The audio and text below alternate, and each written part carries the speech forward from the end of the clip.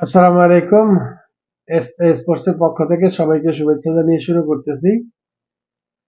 Alan Donald, Umar গুল এবং শন TET এই তিনজনের একজন হবেন বাংলাদেশের পরবর্তী বোলিং কোচ, এটাই আমরা জানতে পেরেছি।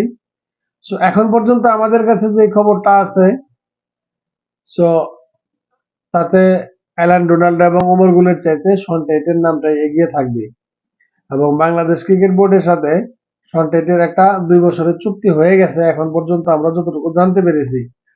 সো সেক্ষেত্রে বাংলাদেশের পরবর্তী কোচ হতে যাচ্ছেন শন টেট।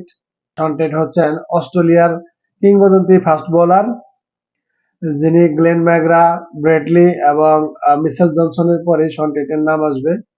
সো শন টেট, তিনি আন্তর্জাতিক ক্যারিয়ার তার খুব বেশি দিনের না হলেও তিনি যে দ্রুততম বোলার ছিলেন, আহ, সেটাতে আসলে কোনো সন্দেহ নেই এবং সেটাতে সন্দেহ করার আসলে কোনো অবকাশও নেই।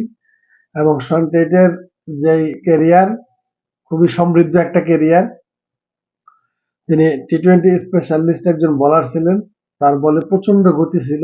তিনি একজন গতিময় বোলার ছিলেন। সো সেক্ষেত্রে আশা করা যায় বাংলাদেশের পেস বোলিং ডিপার্টমেন্টে যারা আছেন, ইবাদত হোসেন থেকে শুরু করে আমাদের spin star Nahid Rana, Taskin Ahmed, so Hasan Mahmud, যাদের বলে একটু পেস বেশি আছে, আমি মনে করি তারা আরো তাদের তারা আশা করতেছি আরো ধারালো হতে পারবে শন টেটের ছোঁয়া পেলে।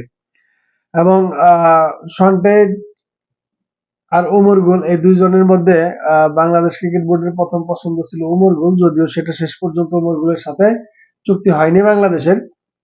হলে বাংলাদেশের ন্যাশনাল টিমের জন্য ভালোই হতো উমর গুলের সাথে, কেননা উমর গুল এশিয়া মহাদেশের যে আবহাওয়া আছে সেটাতে উমর গুল অভ্যস্ত এবং সন্টেজ এদিক থেকে একটু হলেও পিছিয়ে থাকবে।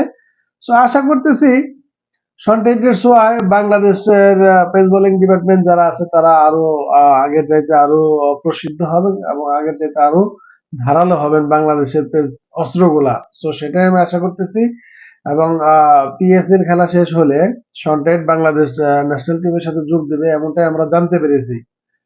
সো লেটস সি কি হতে যাচ্ছে এবং কেমন হতে যাচ্ছে বাংলাদেশের পরবর্তী পেস বোলিং কোচের অধীনে বাংলাদেশের পেস বোলাররা কেমন করে এবং শন টেটের ছোঁয়ায় বাংলাদেশের পেস ডিপার্টমেন্ট নাকি আরো এক ধাপ এগিয়ে যেতে পারে।